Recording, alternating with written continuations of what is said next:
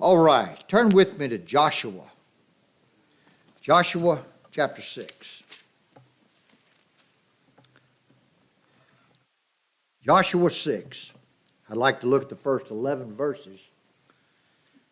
It's been 40 years since Joshua and Caleb were first sent into the land of Canaan as spies. Joshua was one of the 12 that went in, but only Joshua and Caleb came back in agreement with God's word and said, yeah, we can take it. God said we can take it, we can take it. But now Joshua has sent a couple of spies into the land of Canaan to spy out the city of Jericho. And, remember they providentially crossed the path of Rahab the harlot, one that God was pleased to show mercy, one of the bloodline of the Lord Jesus Christ, a harlot. And this woman, she believed God, and she knew by faith that the Lord was going to give that city in which she lived, Jericho, God was going to give it to the land of Israel, to the people of Israel. And the scripture was moved, the Spirit of God moved the writer to the Hebrews to even acknowledge what Rahab did. You remember what she did? She hid those spies. She told those guys that was looking for the spies, she had them hid in her house. And these spies came looking for her, won't know where they were. And she said, last I saw them, they were going out the gate. I mean, if you hurry, you can catch them. Everybody said, she lied. God gave them just what they wanted. Because they would not receive the love of the truth, God sent them strong delusion. God keep me from having what my old flesh would want. Scripture says, by faith, Hebrews 11:31, by faith, the harlot Rahab perished not with them that believed not when she had received the spies with peace. Rahab sought peace and mercy. That by the grace of God. God had to give her a heart to do that. She believed God. She believed God's messengers. And she said, when you come into this city, she said, would you show mercy to me and my family? He said, yeah. But you're going to have to do something. Not for safety, but this is going to be the sign that you believe God. Stay in your house. And you hang this scarlet ribbon in the window. That scarlet ribbon was a token of the mercy of God that had been shown her. Just like that blood that was applied to the doors of the people of Israel in Egypt. Well, now Israel's on the Jericho side of Jordan. Jordan River runs north to south. And the Promised Land, if you look at a map, Jordan River up and down, north to south, they're on the west side. Jericho's on the west side toward the ocean. And now they're on the Jericho side of Jordan. They've crossed over on dry land, and after Joshua had come face to face with a man, he thought it was a man standing there with a sword drawn. And Joshua asked him, he said, are you for us or for them? And the Lord, the one that he was talking to, he said, I'm the captain of the Lord's host. What he was saying is, I'm God. I'm God. And he said, you take your shoes off. You show some respect. Because where you're standing is holy ground. God was there. I'm telling you just that thought, Gary, right now. I know the Lord's here. I know he's here. He said, where two or three are gathered together in my name, I am in the midst of you. I'm telling you, this is holy ground. Not because of us, because of him. He's here. Where his gospel is preached, this is holy ground. This is precious ground. And I don't want to take it lightly. Well, the scripture says in verse 1 of chapter 6, now Jericho was straitly shut up because of the children of Israel. None went out and none came in. Now, to understand this spiritually, we got to consider what is actually being pictured by Jericho. Now, here's a city, strong city. And God's going to give it. He's going to give it to his people. He's going to give it to Joshua, the leader. But it's a fit type.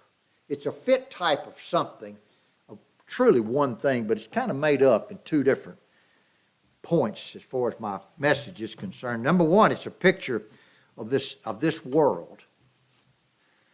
But it's a picture of the world that's found in the people of God. We're born like that. We're worldly people. Straightly shut up. The margin, my margin says, concerning that word straightly, was straightly shut up. My margin said, did shut up and was shut up. God's people are born this way. They're shut up to their sin. They can't get out of it, but that's what they want. It was shut up because of their animosity. That's God's people. It was shut up. So it's a picture of this world, but it's a picture of God's elect. Now I'm telling you, you say Jericho, I can tell you, I can see a picture of God's elect in this thing.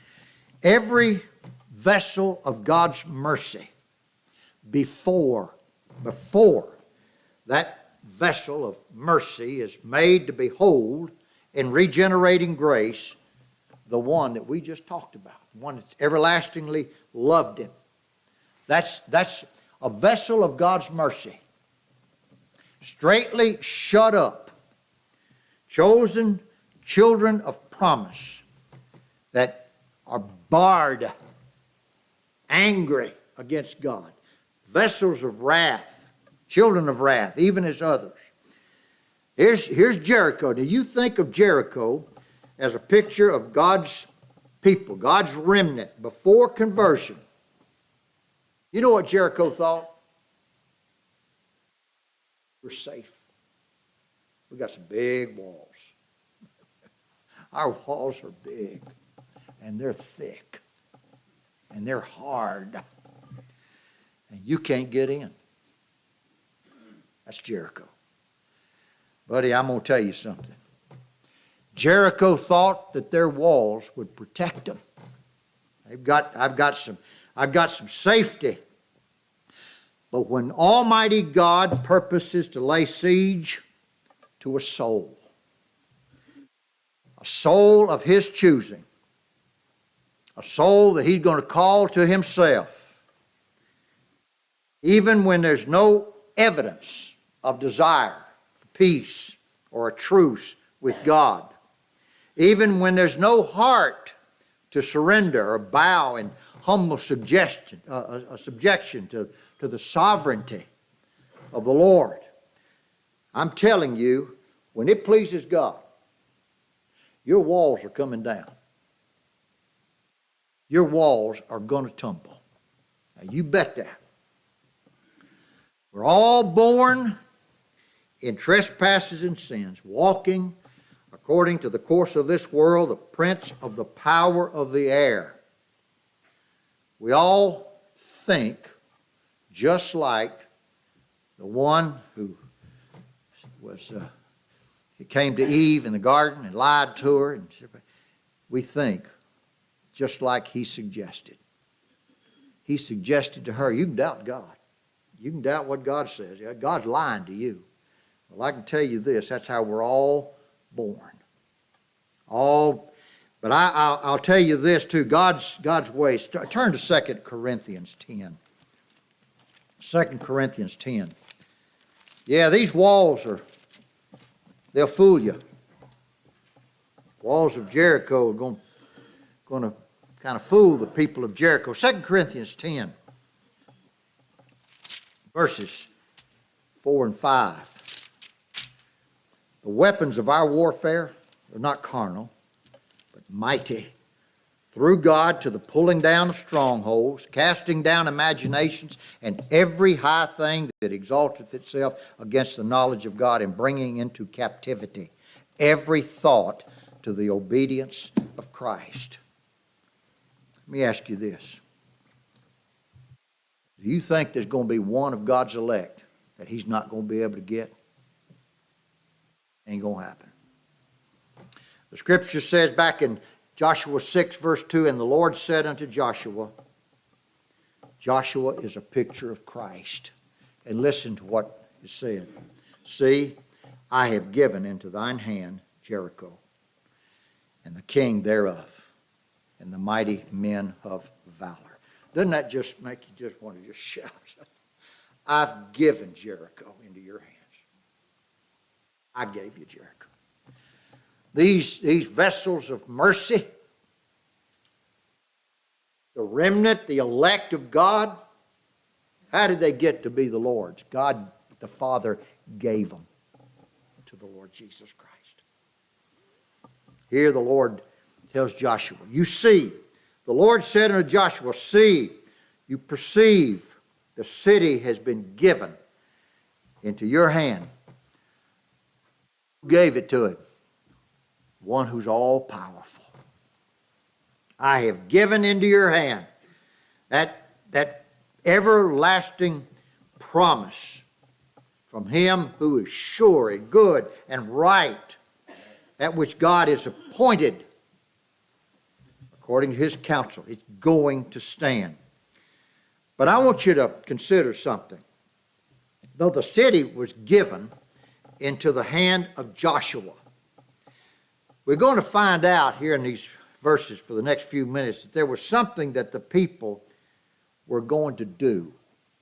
Not for the gaining of victory, but because of the victory that was promised. There was something that they were going to have to do to evidence the victory that God had already given. I've given Jericho into your hands.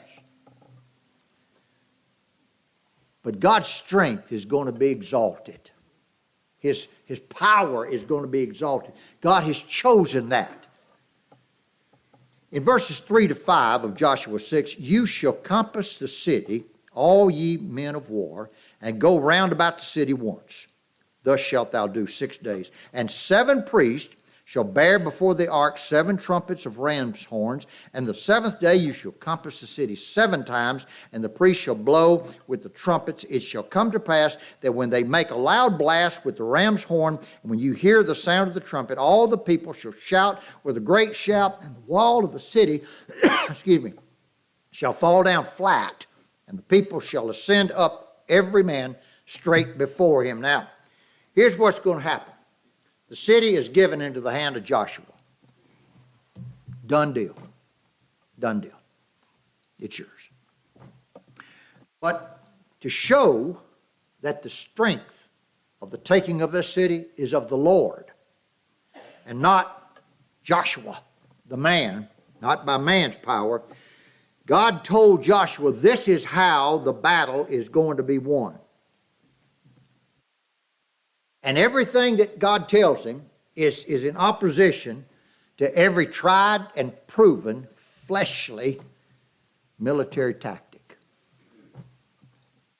God told Joshua to tell the people, this is what you're going to do.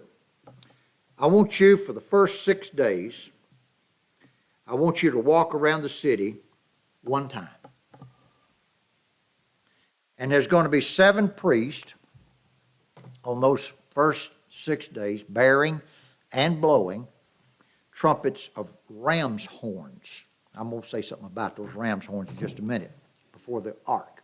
6 days, this is what you're going to do. You go out there and you just walk around the city one time. Now, on the 7th day, I want you to compass the city 7 times. And on that 7th trip, the priests are going to blow the trumpets with a long blast, these ram's horns. Everybody's going to have a ram's horn.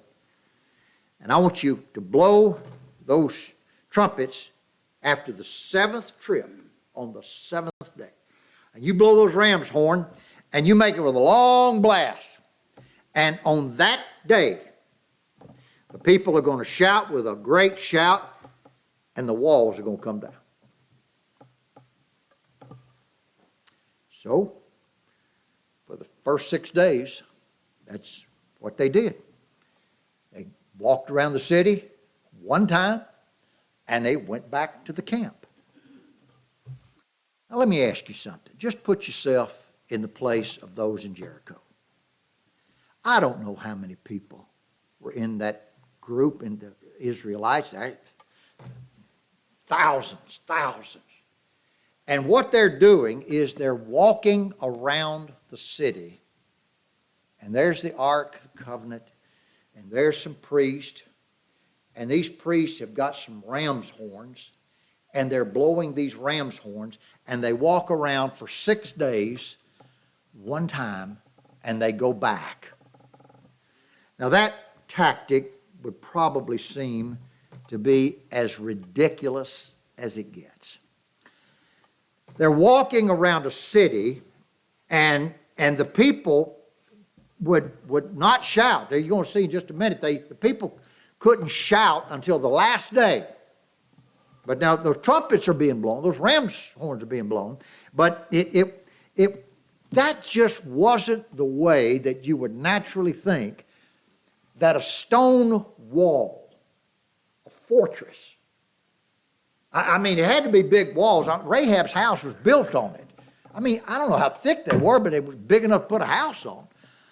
And so they walk around for 6 days, and those walls did not move.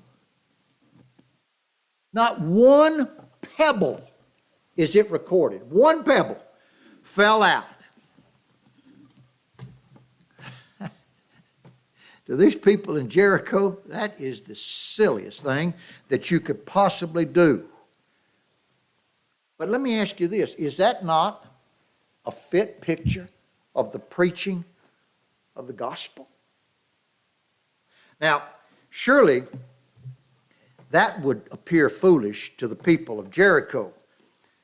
But the Scriptures bears out that that's the attitude of this world concerning the preaching of the gospel. 1 Corinthians 1:21, for after that in the wisdom of God, the world by wisdom knew not God. It pleased God by the foolishness of preaching to save them that believe. 1 Corinthians, I'll read this for you. 1 Corinthians 1, 26 to 29. 1 Corinthians 1, 26. God hath chosen the foolish things of the world to confound the wise, and God hath chosen the weak things of the world to confound the things that are mighty, and the base things of the world, and things which are despised, hath God chosen, yea, the things which are not, to bring to naught things that are, that no flesh should glory in his presence. Now let me tell you what God said. The way that he's going to bring down the walls of opposition, the walls of supposed safety for the vessels of his mercy, he's going to do it through the preaching of the gospel. Don't you think that? No, I don't think anything else. I think this is how he's going to do it. Preaching the gospel seems to the natural mind to be absurd. That's absurd. You're telling me, no, first of all, you're telling me that people are born spiritually dead. Yeah. Okay. And if they're spiritually dead, you're telling me that you preach to them. Yeah.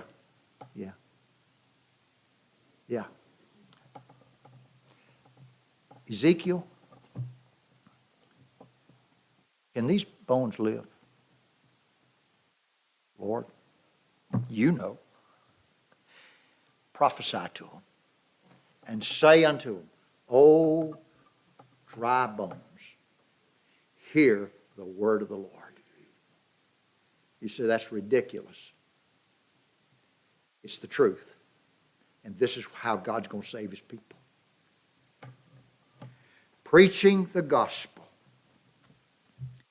Preaching the gospel of God's grace. Telling spiritually dead sinners that when it pleases God, He's going to give them a new heart, and He's going to give them new ears, He's going to give them an understanding, and He's going to give them a willingness to come to Him.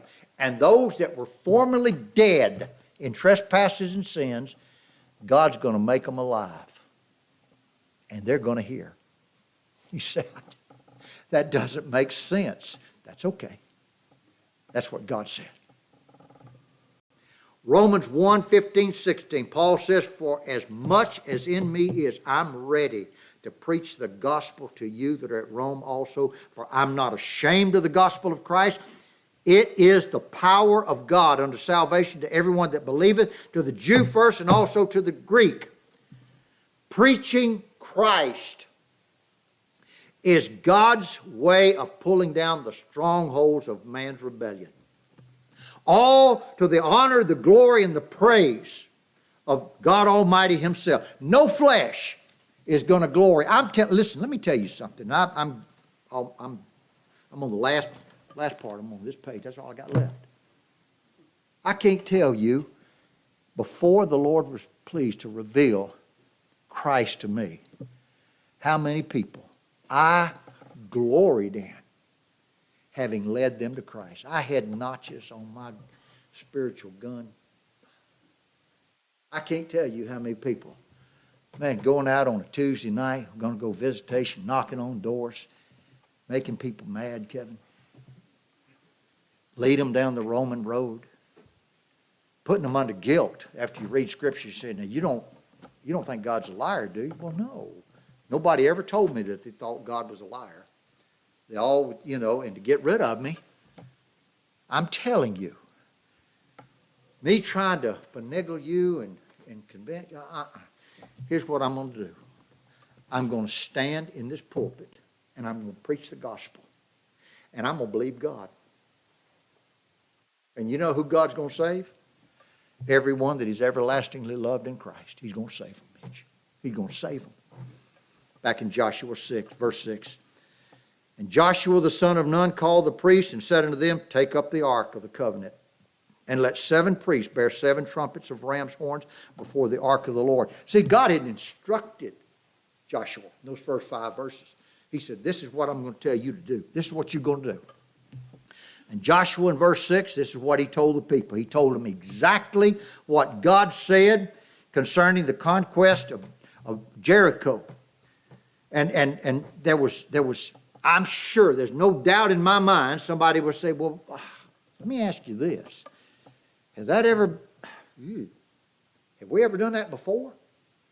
Has that ever been tried before? Has that ever been proven that that's ever happened? What difference does that make? What difference does it make? Joshua believed God, and he was not going to deviate from what the Lord told him. And by the grace of God, we don't either. Since the mid-50s, I told you, God raised up this little assembly. And I know what people say about it. I get it.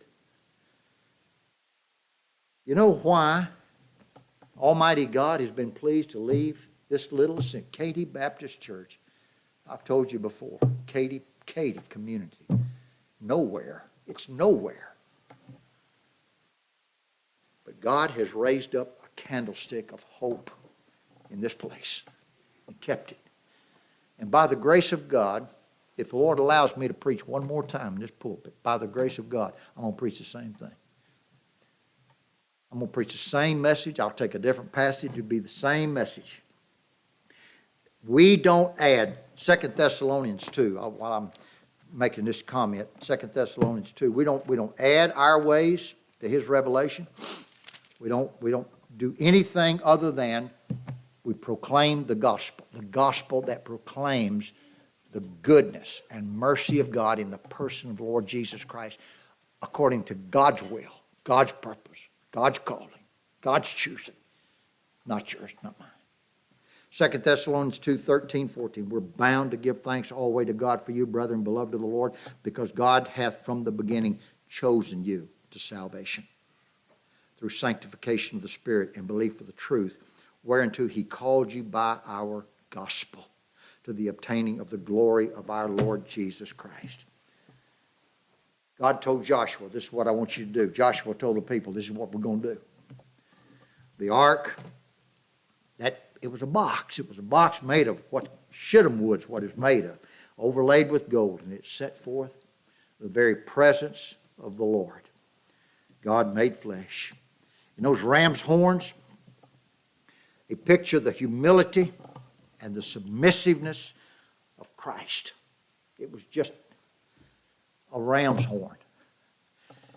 Well, surely they could have made some beautiful golden, inlaid, just precious stone. Surely no, you take a ram's horn. A picture of the humbleness, the humility, the submissiveness of God, the Lord Jesus Christ. And those ram's horns, that's what's going to be blown. And when they blew, all those priests, they all had ram's horns, and they made one sound. One sound. That's all they did. What did they blow that horn with a loud blast? We got one message. We put everything that we know into what God said he's going to bless. This is what he's going to bless. And I believe him, and I know there's some people here that do too. We're going to preach Christ. The sound of that horn, I guarantee you, when they heard that horn, all those people in that city, everybody in that city, except one woman and her family, thought this is the most ridiculous thing I've ever heard in my life. You think you're going to do something by out there blowing a horn? It's foolishness. But to that one woman, God has promised, and he's taking this city down, and he's going to spare me. That horn was a sound of life. That was hope to that woman. And when God's people hear the gospel preached, I know what the world thinks. I know the Scripture tells me what they think. But to God's people, this one sound of truth, they said, that's my hope. That's the declaration of my Lord has promised to show mercy to me. And he's given me faith to believe him, and I believe him. Let me just read these last few verses and I'll quit. Verse 7. And he said unto the people, pass on. This is what Joshua was telling the people. Encompass the city, and let him that is armed pass on before the Lord of the ark of the Lord. And it came to pass, when Joshua had spoken unto the people, that the 7 priests bearing the 7 trumpets of ram's horns passed on before the Lord and blew with the trumpets. And the ark of the covenant of the Lord followed them, and the armed men went before the priest that blew with the trumpets, and the reward came after the ark, the priests going on and blowing with the trumpets. And Joshua had commanded the people, saying, Ye shall not shout, nor make any noise with your voice, neither shall any word proceed out of your mouth until the day that I bid you shout. Then shall ye shout. So the ark of the Lord compassed the city, going about it once. And they came into the camp and lodged in the camp. What they did was exactly what God told them to do. This is what you do. This is what you do. I'm telling you, God's got a people, and he's going to save them. He's going to save them. And for that, I'm thankful. And as God gives me strength, and as your pastor, by the grace of God, this is what we're going to do here at Katy Baptist Church. We're going to preach the gospel, and preach the gospel, and preach the gospel. And we're going to trust God until the Lord takes us home. I pray the Lord bless this to our hearts.